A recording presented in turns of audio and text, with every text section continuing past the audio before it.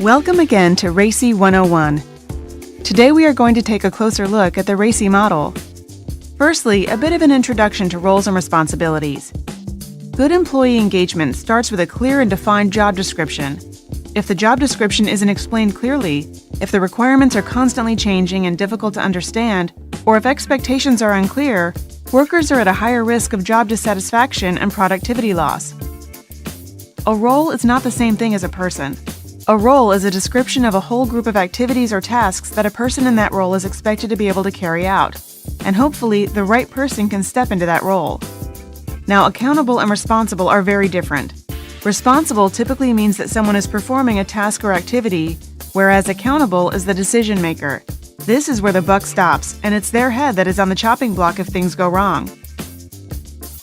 Accountabilities can't be relegated, whereas responsibilities can be, providing permission from the accountable person is given. Agile organizations can make decisions quickly. That is only possible with clear role descriptions. So to operate efficiently and get things done, everyone needs to know who is the A, accountable, who is the R, responsible, and who needs to be consulted and informed. That's something that needs to be in place if you want to become an effective organization that is able to decide quickly and act on what needs to be done.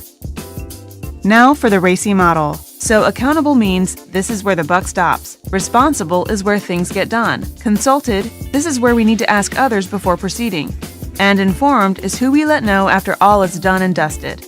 So RACI is an acronym which stands for Responsible, Accountable, Consulted, and Informed. So it's time to have fun. The idea behind RACI is to create a RACI matrix or chart. This is where you map your tasks or activities against the roles. The activities go down the left side of the chart, and the roles are across the top of the chart.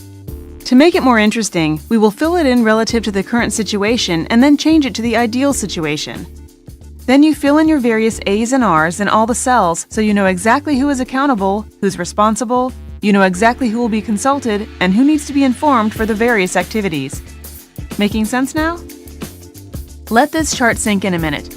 The amount of tasks that moms are capable of doing at the same time is one of the greatest mysteries in the world. Now, dad and kids are helping mom with meals.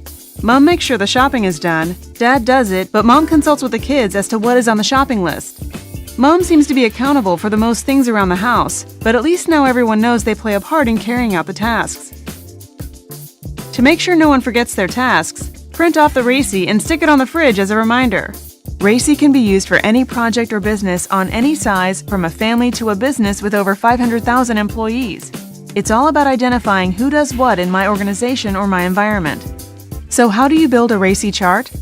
Well, there is actually a great procedure in place. First of all, identify all the required tasks and activities. Then identify the roles. So who should be doing or who should be performing all of these tasks? Then assign the RACI codes, who will be responsible, accountable, consulted, and who will be informed. Of course, this is a collaborative process. Then identify where the gaps or overlaps are. You can only have one A per task. Maybe you don't have any R's for a task, or too many R's, C's, and I's, meaning so many people are involved that the task may never be completed. So make your improvements as a team and get agreement. Again, going through a collaborative process. And then finally, you want to make sure the roles are following the responsibilities or the roles are performing the tasks they're responsible, accountable, and so on for. Then ensure the RACI is being followed. That's how you build a RACI chart. An analysis you should perform on your RACI chart is to see if we have more than one A, more than one person accountable. Sorry, that is not possible. Only one role per task can be accountable. You can't have more than one person driving the bus. No A's, this is also not possible, as you need at least one driver on the bus for each activity to be performed. If you've got heaps and heaps of R's for one activity, you may want to ask yourself the question, do we have too many roles responsible here?